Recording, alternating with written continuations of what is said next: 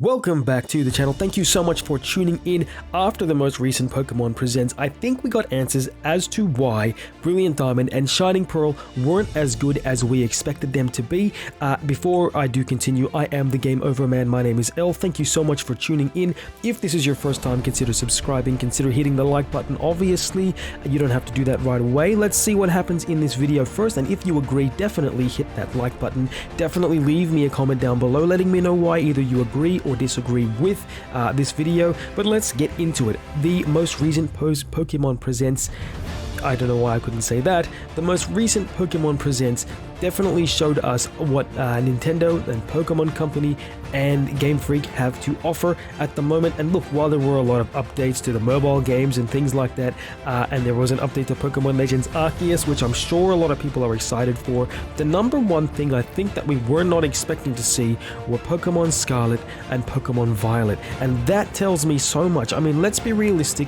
Last year, we were all talking about how horrible Brilliant Diamond and Shining Pearl were, and why we were thinking, why wouldn't they put more effort into making those games better, into giving us better, proper, grander remasters? And I think, realistically, the very simple reason is that they were working on Violet, and Scarlet. And those games, realistically, let's look at this. This is the next generation, the 9th generation of Pokemon, the 9th generation of games. I think that what was happening is, and people will say that maybe they weren't doing this, but I really think that this is what was happening. They were working on Pokemon Legends Arceus. They were working on Brilliant Diamond and Shining Pearl, and yes, I agree, they didn't do as much as they could have done with that, but then also they were working on Scarlet and Violet. And those games, the brand new 9th generation of Pokemon, definitely would have probably been one of their two major focuses. Obviously, Legends Arceus was their other major focus, but those two games would have been huge for them to develop for, to create, to make a story for. And while you might say,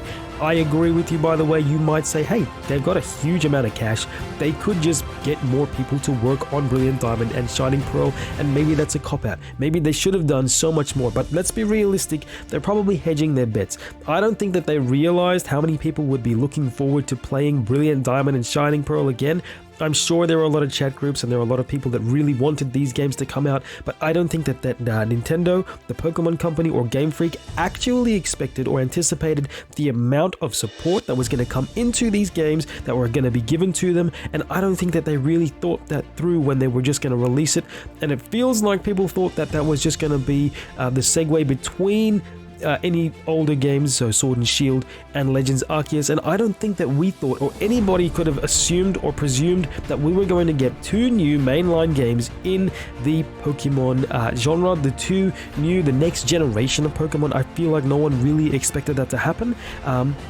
And that is definitely why I think that they were not doing too much or doing better or more for Brilliant Diamond and Shining Pearl. And look, I wanted to make this video as quick as possible. I'm sure there's going to be a lot of disagreement with this, and I'm sure that people are going to say, well, they could have just spent more on Brilliant Diamond and Shining Pearl, got a whole other team together, got more people together, put more people into it to make a full-on game. And while that makes sense, I think they really wanted to capitalize on that older generation of games. I think that's Generation 4.